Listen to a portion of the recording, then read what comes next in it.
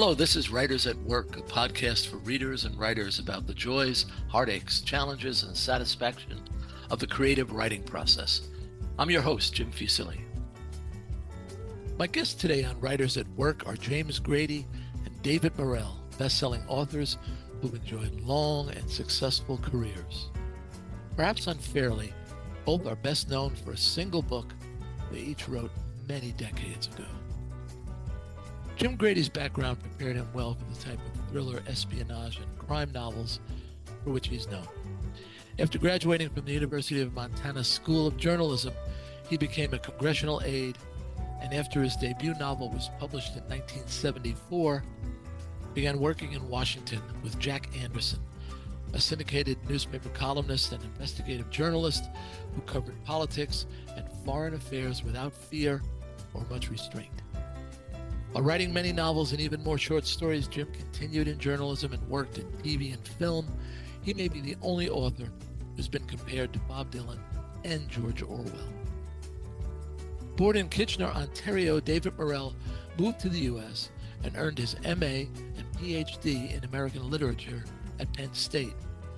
While working as an English professor at the University of Iowa, he wrote his debut novel published in 1972.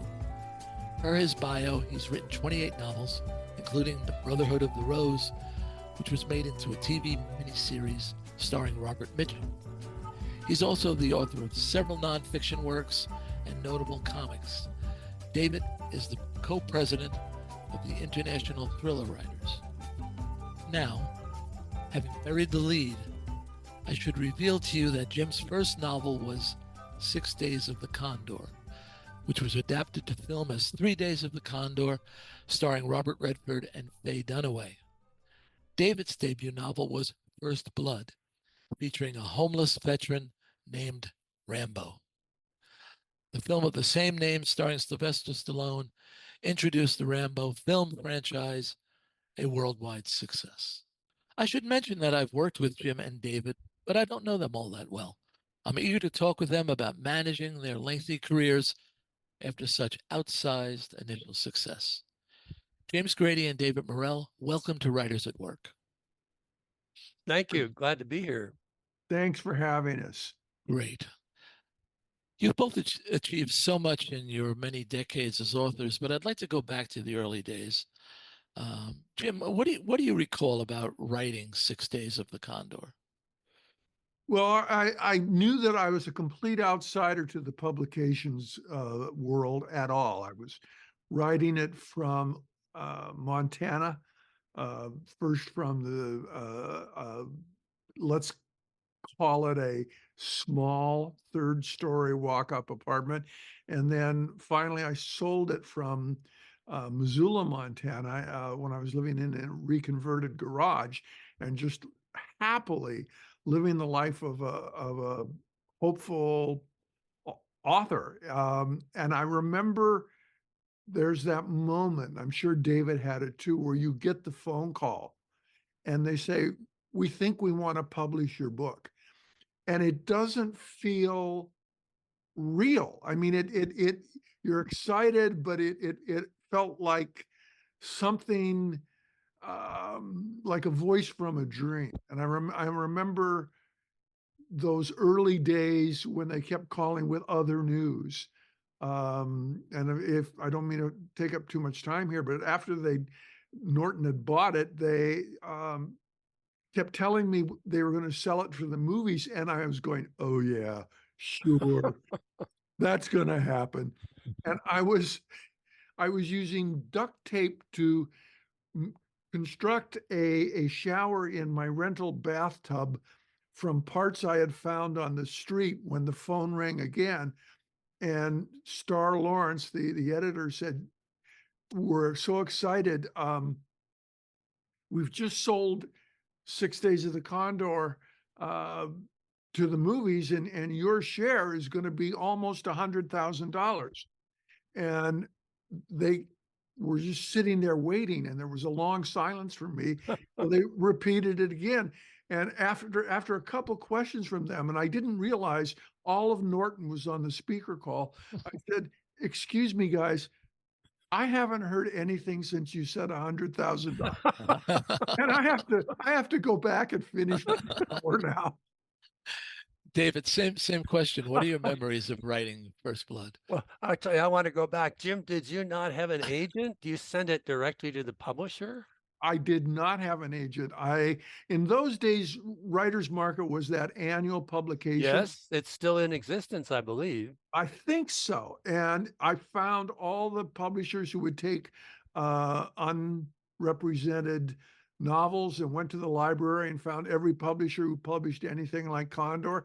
And I started sending it one at a time Yeah. out to them. And the second one was Norton, who'd made a corporate decision to pick 3 novels from the slush, what they call the slush pile, Yeah. and sell and hire William Morris to sell them to the movies.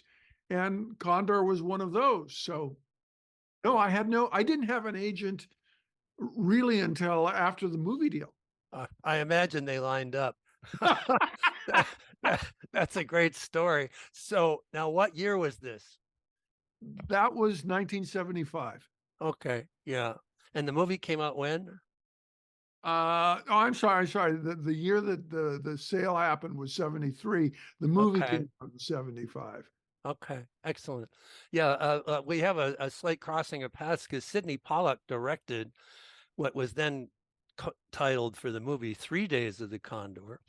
And Sidney's one of my favorite directors. And what isn't widely known is that Sidney in 1975 was going to direct a version of First Blood with Steve McQueen in it. And one of many attempts to get the picture made. And the thing didn't move forward because Steve was in his 40s, and there were no in 1975 40-ish Vietnam veterans. So anyway, I admire the movie a lot, and as I admire the book. But anyhow, little story. So in my case, I did have an agent. I had I was at Penn State as a graduate student, and I had worked there with a gifted science fiction writer who was teaching fiction writing, whose name was Philip Klass, whose pen name was William Tenn. And I had told him what I wanted to do with First Blood, and he was working with me on it. And he introduced me to his agent, Henry Morrison.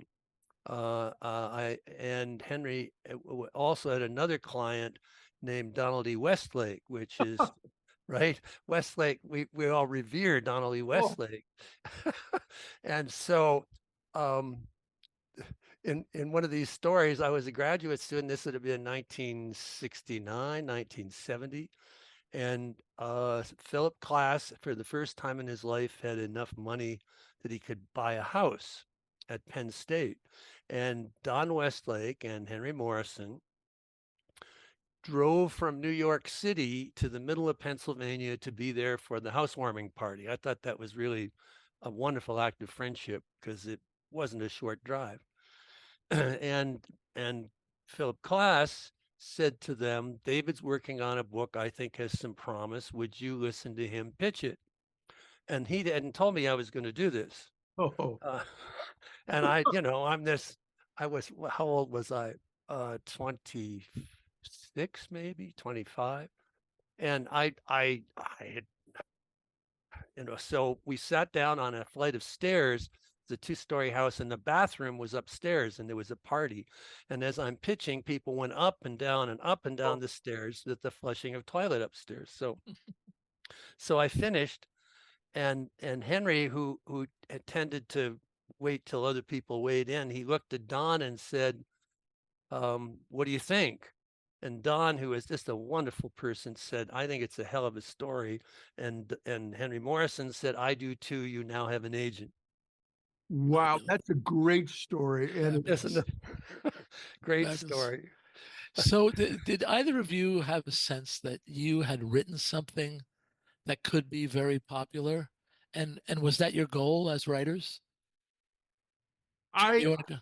yeah, I'll jump in first here. my goal was to answer that incredible surge of the story that was boiling within me. And I assumed that maybe other people might like it too, but I didn't have a sense that it would be widely read or admired. I had a sense that I'd go to a library somewhere in, you know, a small Nebraska town, and maybe on the shelf would be the copy of my first novel. But no, you can't imagine that kind of exposure and readership when you're just starting out. And it's probably a good thing, because if you have the sense that there are a million eyes watching you, it's pretty hard to concentrate on what the voices inside are telling you to see. David? Yeah, I had a similar drive. Anybody who has conversation with me about writing, after a while, the name Sterling Silliphant comes into Oh, play, because Sterling was the head writer for a TV show called Route 66 from 60 to 64, and that show to this day affected me. The idea of moving forward and finding and searching. And I had noticed that Sterling wrote almost all the episodes. He wrote 2/3 of them. Turned out later that I learned he was on the road with the show, writing them, that wow. basically he was living the series. And Sterling so affected me. He and I later became close friends, but I sent him a letter and said, I want to be you. And because I wanted to affect other people the way he had affected me.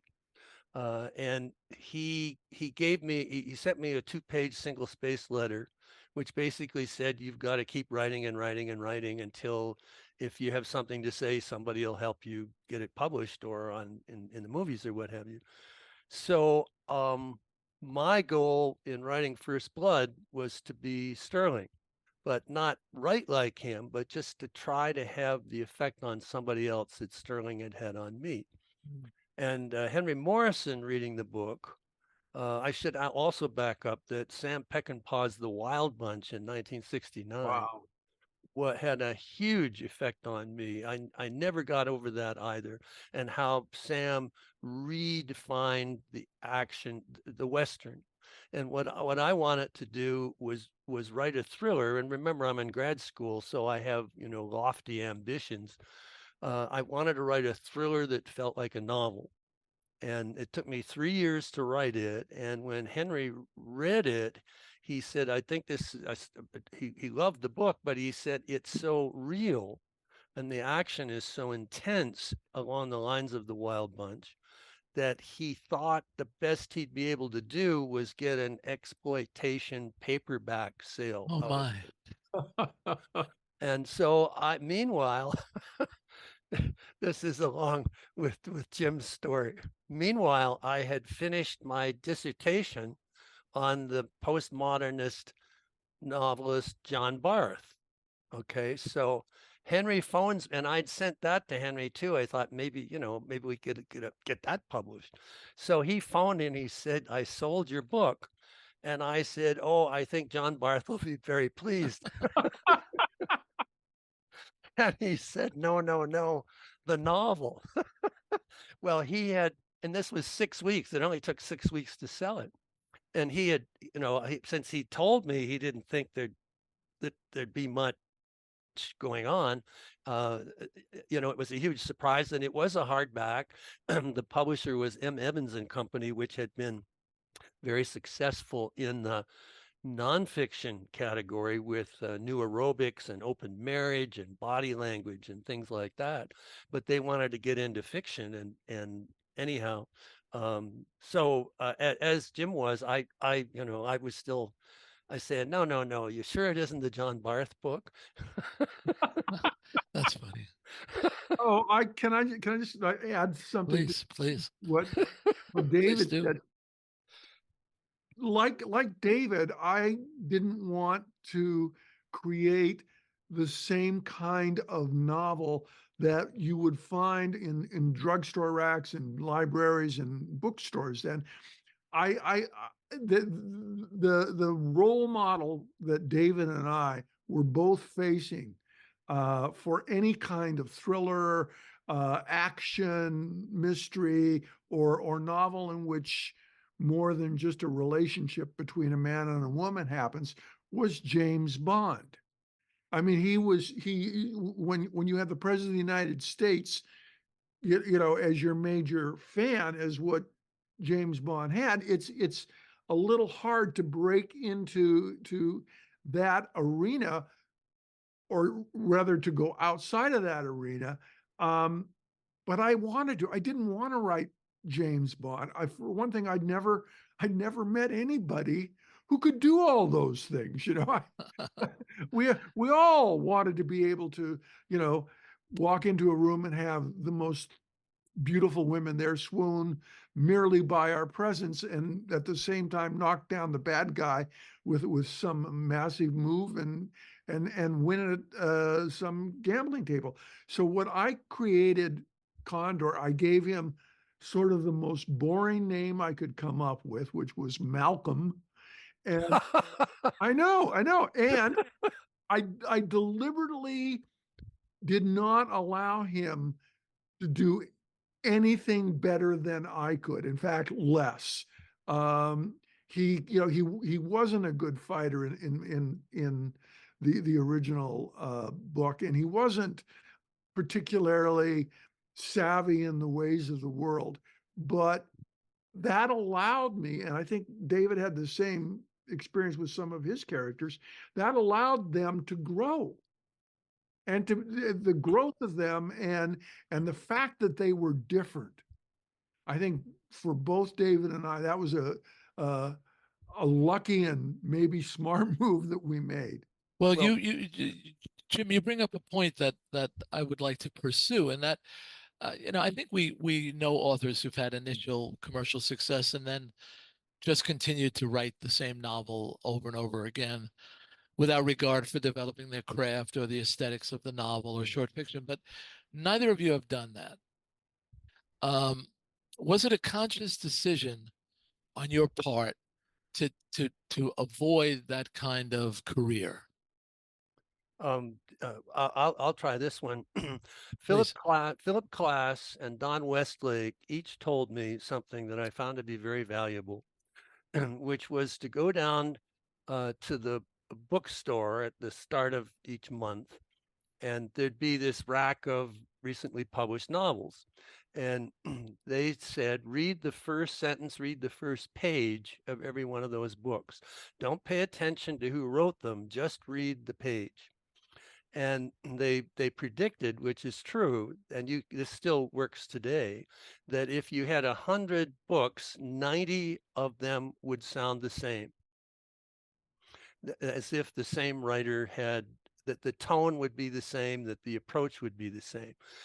But they said there'd be 10 of those books that would be different, not only from the other 90, but from themselves. And what they said was the goal was to be one of those 10, and to write.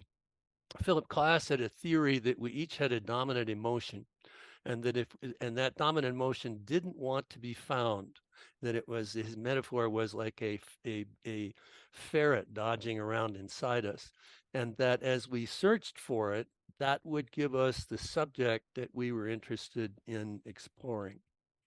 And to put it another way, each of us, if we're of this mind, each of us has a story that only we can tell, and that would be the goal. So that was always my goal, that if I saw it before in the later books, and certainly in First Blood, if I saw it before, I wasn't interested. It had to be something that was new to me and that would be fun to explore. There's this bromide that says write what you know about, but in fact, I think we should write what we don't know about, and Yeah. what we should Yes.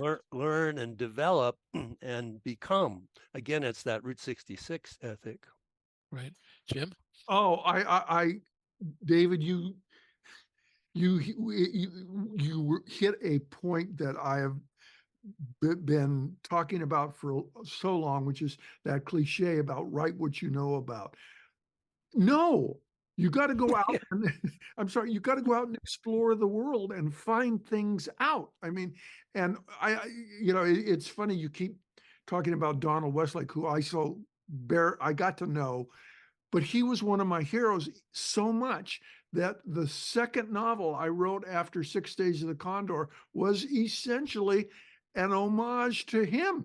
I mean, and it was a really good novel. The New York Times liked it, but fighting the publishing industry, I was too naive to know that I had more power than they told me I had, and they made me bring it out under a pseudonym. And I'm thinking, but why? I mean, Donald Westlake faced the same thing he did with his Richard Stark pseudonym, but it just we've got to write that which we find out about because that means we're interested in it. And that's so key for any reader, let alone any writer. I Yeah. have an exercise before I start a project. I write a kind of a letter to myself, and the question that I want to answer is, why is this book worth, let us assume, a year of my life? Is, what would be in this book that would make me want to commit that amount of time? And granted, I mean, at a certain point, you're earning your livelihood as a writer. That you want people to read you, and you want to earn an income from it. But apart from that, all things being equal, why this particular book? So I find it very, very helpful to think of each book as as very personal to me. Yeah, I want to get back. I want to get back to the point of craft, though. What I admire about both of you and David and Jim, just jump in if I'm wrong, but I see a progression in craft in your work. Jim, you come out of journalism. David, you have your PhD in American literature.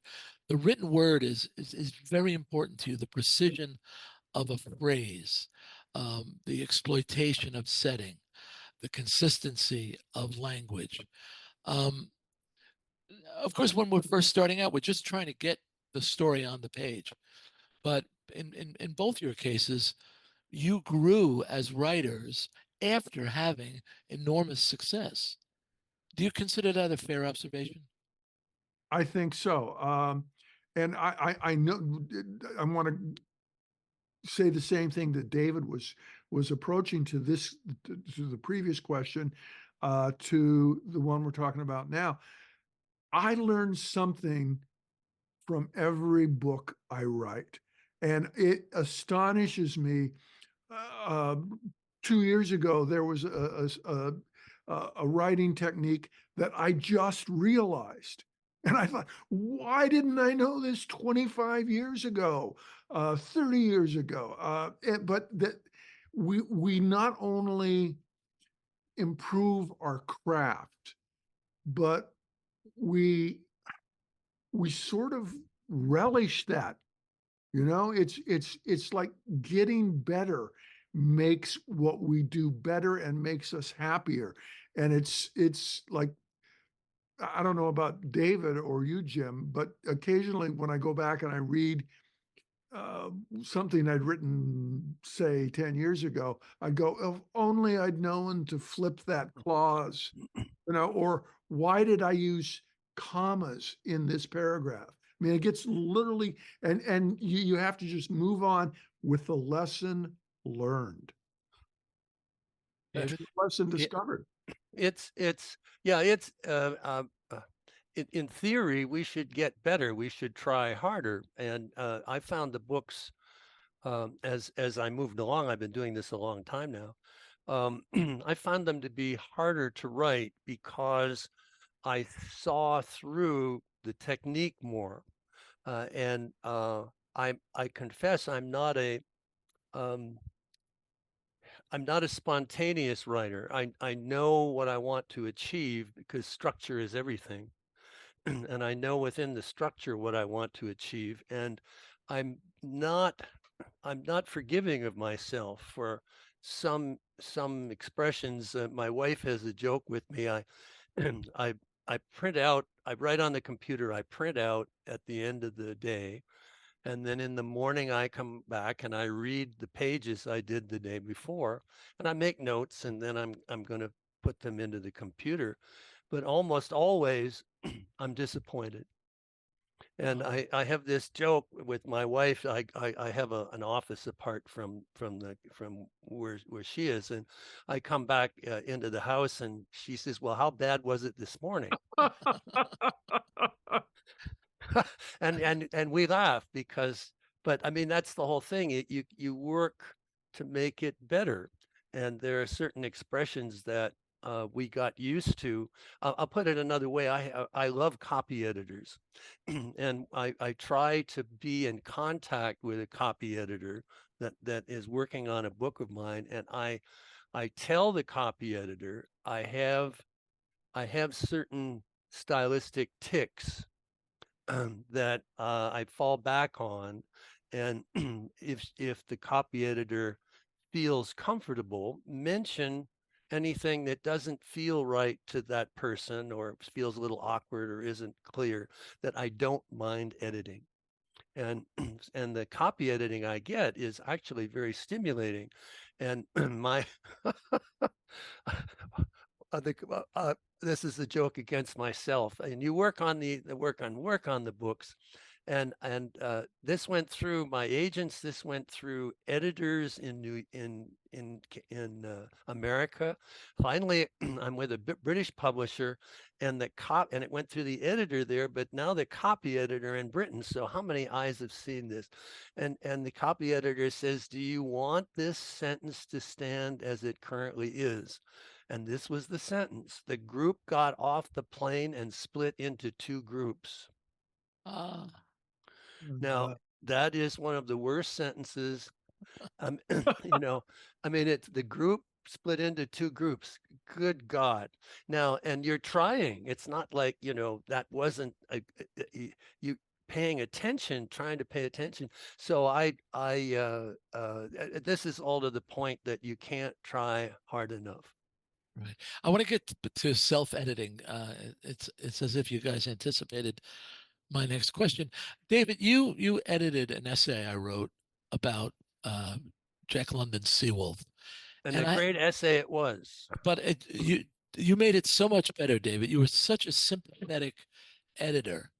Um, and Jim, do have you've done some anthologies, so you've had to put on the editor's hat as well.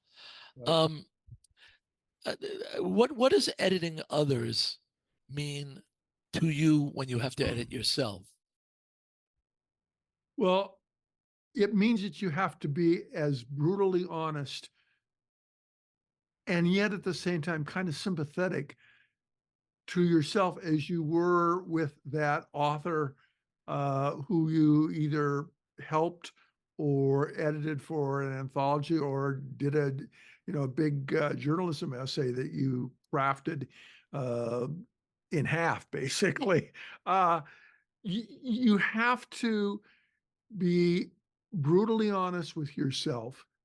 You have to be aware of what you should be doing and what you just are looking at that you just did. It self-editing is, I'm sure David, like his experiences, I go back over things I've written not 3 or 4 or 5 times, but 30 or 40 or 50 times. And I often, as I work on a novel, let's say I'm 70 pages into it, I'll often go back to page one, word one, and read through it again just to be sure that it's all as good as I can make it. And I think we all should be very honest and um, I don't want to say stern, but we've got to be our own best editor. Yeah. And hopefully we'll get another editor who's better than us, but David, Well, you alluded to earlier about the when your wife asks you how bad is it. So yes, self-editing. but I expect it. But here's some tricks I've learned, Okay. because I mean you work that you're I in if I'm really going well, I can do 5 readable pages a day. So, and as I said, I print them out. So the idea is to see the words in different contexts. So I'm reading print in the morning and correcting them and then putting them into the computer. So I'm seeing analog and digital versions of the material. And I'm not reading the print material where I write. I have another area where I read.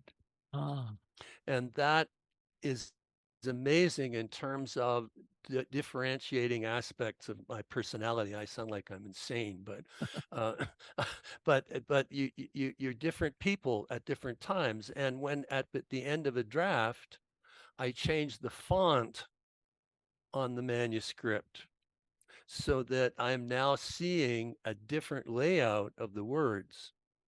And again, if I'm printing, I'm seeing a different version of the material.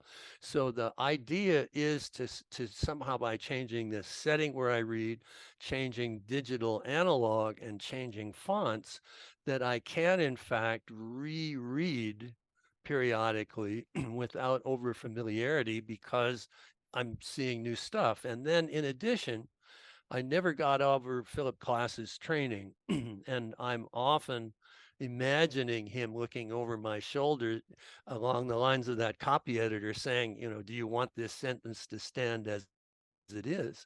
yeah. So there's always that second guessing.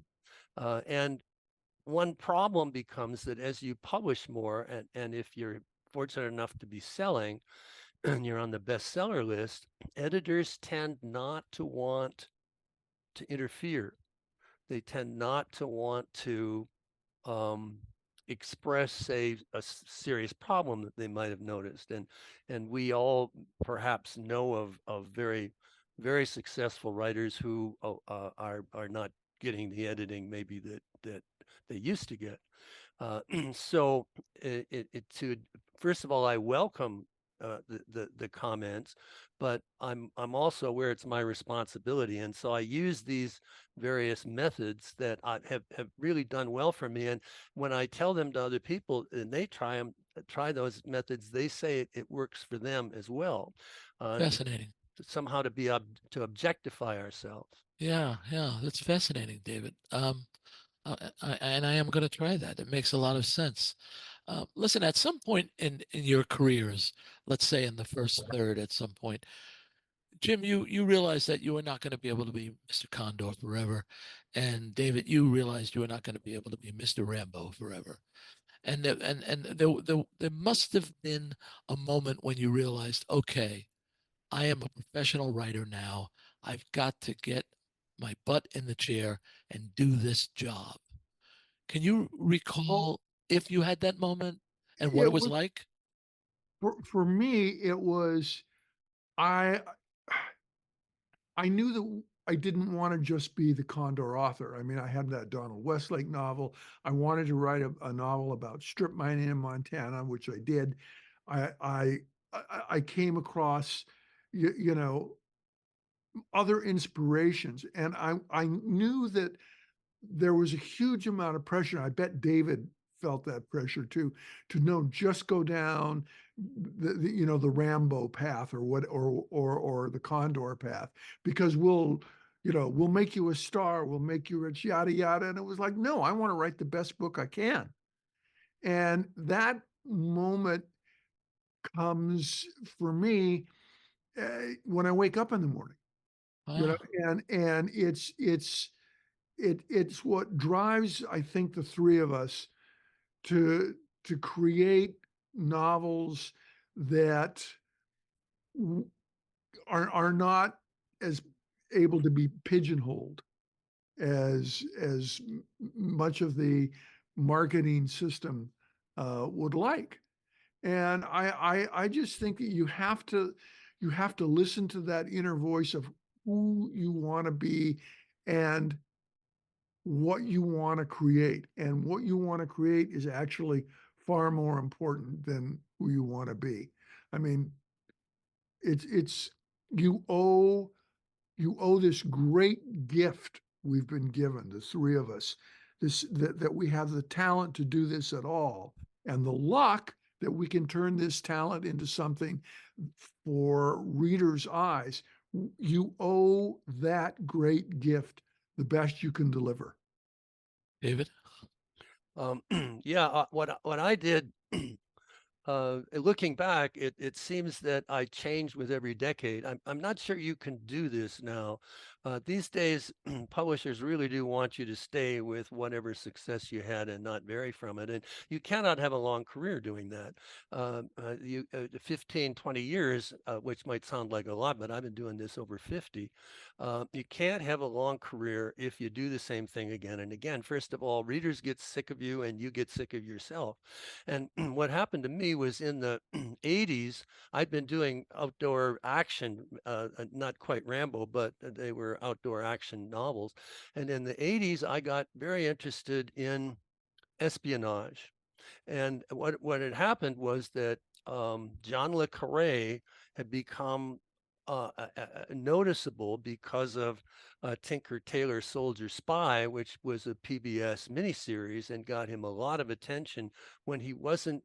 I mean, people knew of him, but he wasn't a superstar.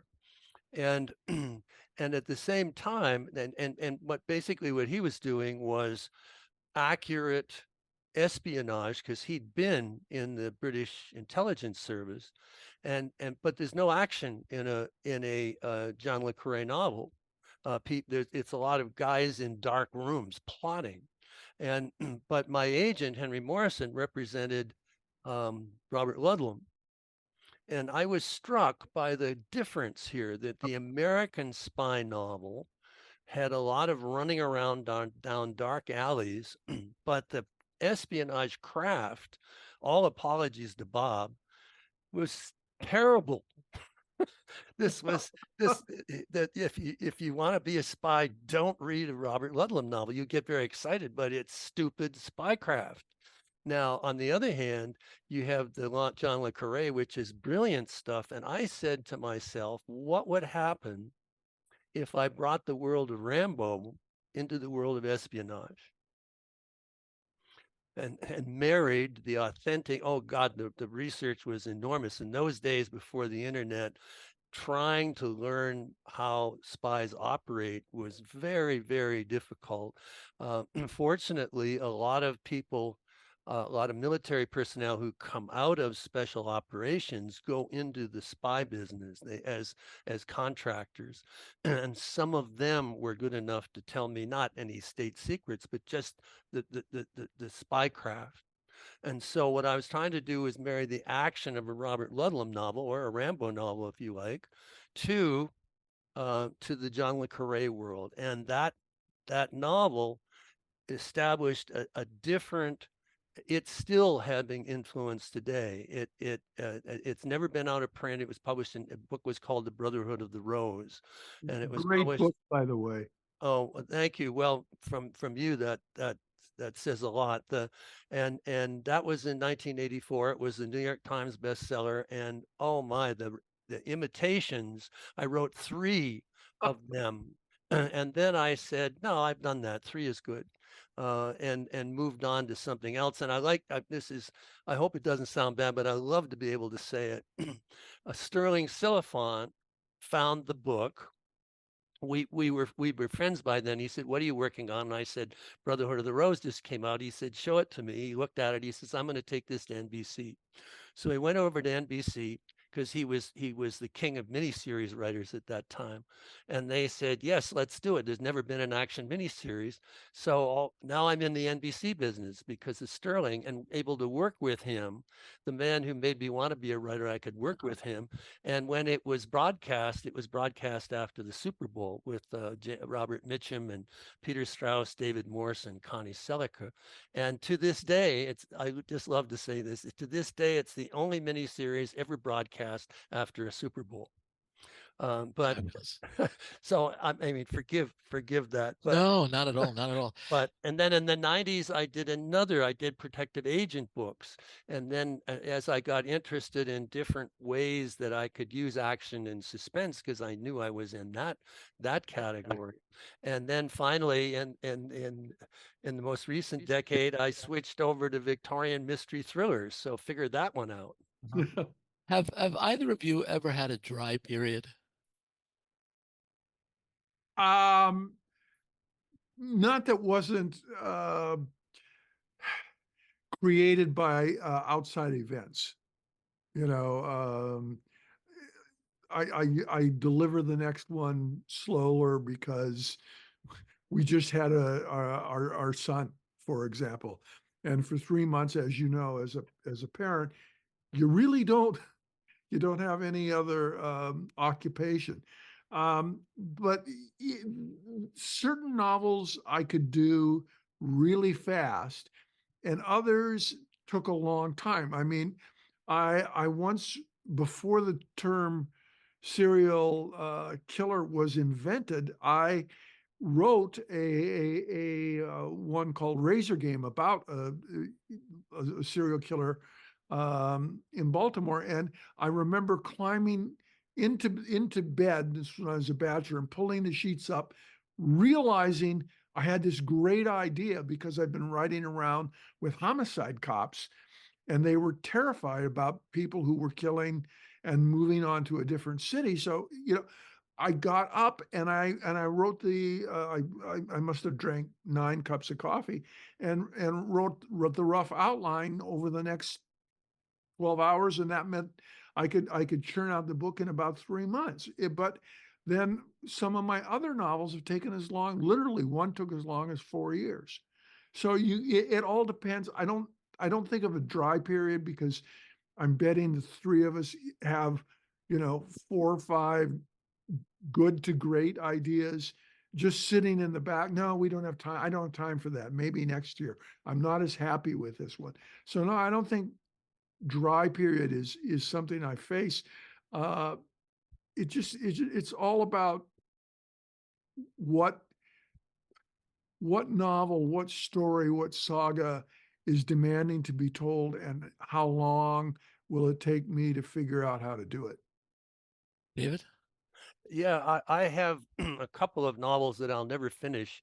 That for me, the 100-page mark is pretty important, and I if I can get to page 100 and I really feel the impetus to keep going, then I know I'm in good shape. But I have, in a couple of occasions, said no.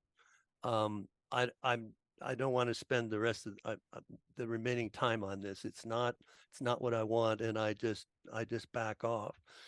So there are times when I went down the wrong road, and then as you know, my 15-year-old son died in 1987 from a rare form of bone cancer, and I didn't.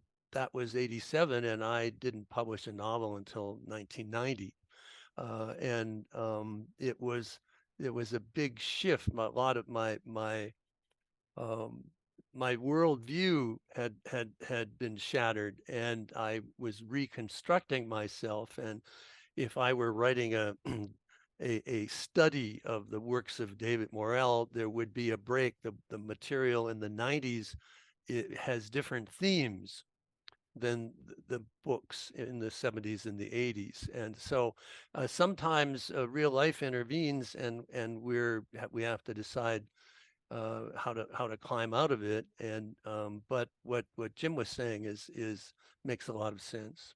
Yeah, David, may I ask if the writing itself was cathartic for you after the death of your son? Yes, because many of the themes, um, I my father died before I knew him. He was killed in combat. And I grew up without a authority figure, a male authority figure, and my mother remarried, and the stepfather was not at all a role model, and not that he drank or anything. He just was not he just didn't like kids. And so my quest in life was to find a authority, a male, a father figure. Sterling Silliphant, Philip Klass, Don Westlake, these were people that I that I saw as models that I could emulate. And but and Brotherhood of the Rose is about orphans and foster fathers.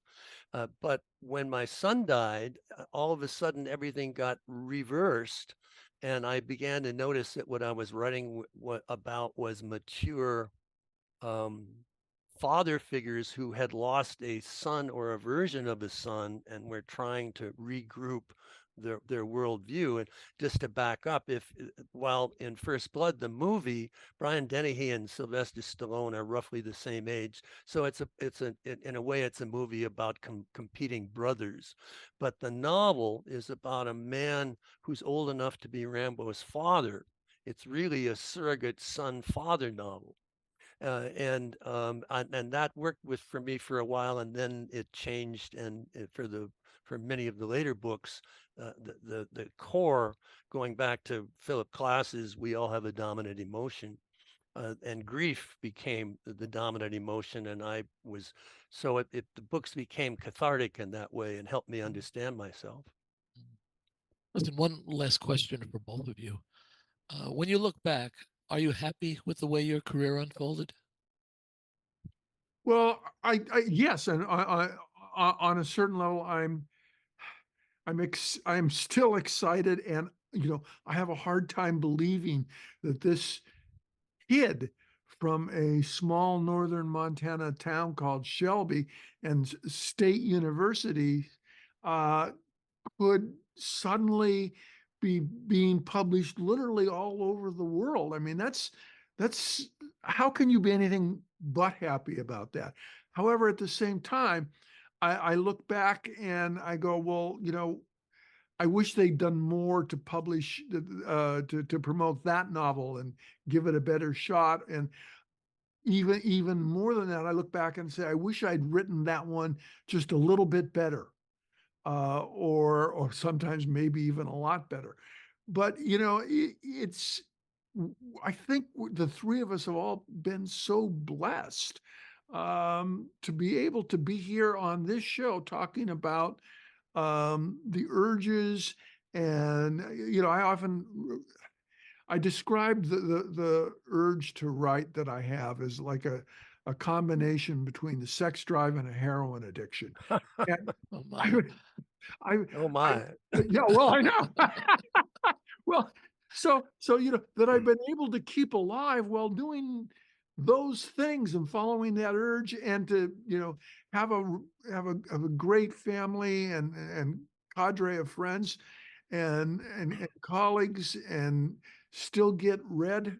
How could I be anything more than just incredibly happy and at the same time stunningly surprised? David? Well, yes, it's we can't predict. I mean, First Blood was in 30 languages, and it's still being published. I'm still signing contracts for reprints and things like that. It when I look back at my mature age, you say, "Oh, I wish this has happened," or "I wish that had happened." But the fact is, our trajectory in life is unchangeable, and so I don't have any regrets to speak of. There were some projects that didn't do as well as might have, but I wanted to write them, and I loved writing them, and I learned a lot from writing them, and I was a better person for having written them. So when I talk to young writers, I say, look, a career is peaks and valleys.